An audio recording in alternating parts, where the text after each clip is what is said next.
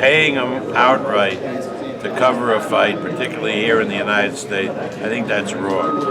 Or paying all of the expenses of a guy to go to China, that's wrong. But you charge a reasonably small amount so that everybody can afford to do it. I think that's okay.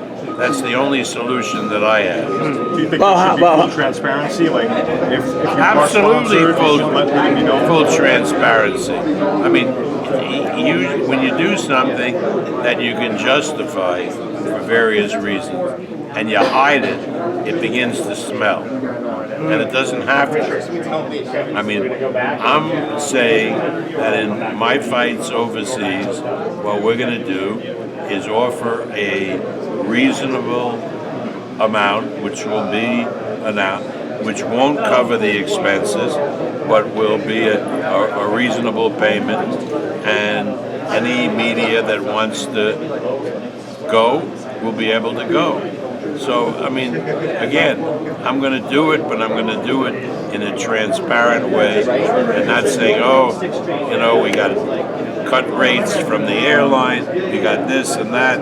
So, the real cost of going to China and staying there is $400. That's ridiculous. That's crazy. Bob, So announce it for what it is. Bob, how you been able to adjust to everything from the going to the app to assessing the media, doing this for 50, 60 years? What makes you adaptable and stay kind of like a step ahead of the game even at your age? Well, I think that's responsible for my longevity because, I come from a time where there were no cell phones. It's hard to believe where you had before fax machines, and we thought fax machines was the most unbelievable thing that ever occurred. And now fax machines are obsolete practically.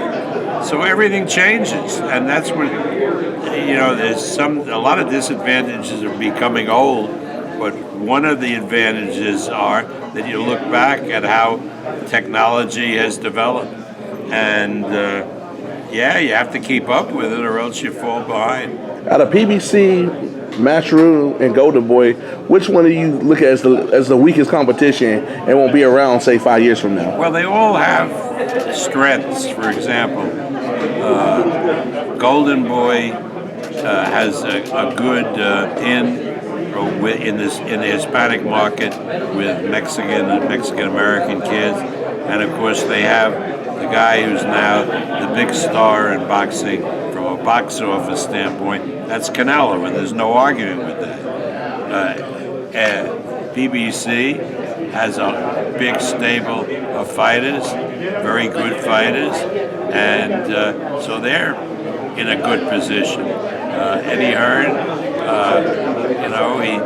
he's in a strong position in the UK,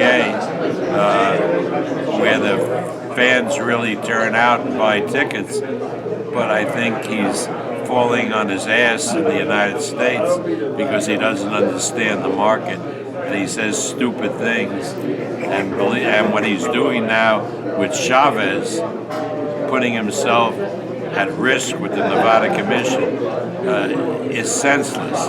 So I think, that of all of those entities, the one that is least stable, at least in the United States, is Matchroom.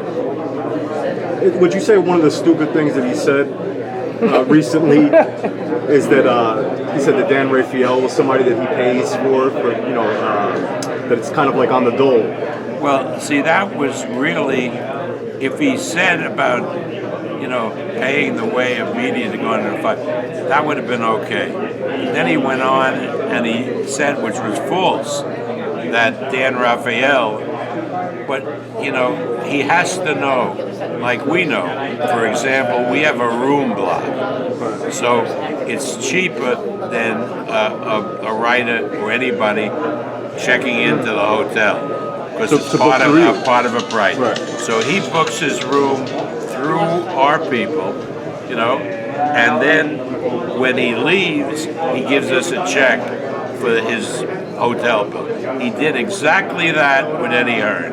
Eddie Hearn has his head up his ass.